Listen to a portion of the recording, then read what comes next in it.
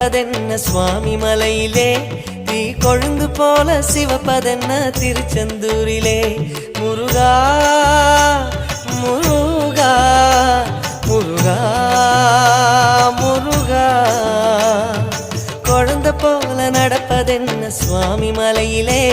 தீ கொழுந்து போல சிவப்பதென்ன திருச்செந்தூரிலே குழந்தை வேலன கொஞ்சி விளையாடலாம் கோபக்கார குமரன எப்படித்தான் ஆடலாம் குளத்தை போல மனசு கலங்குது குமரா தெளிய வச்சா ரொம்ப நல்லது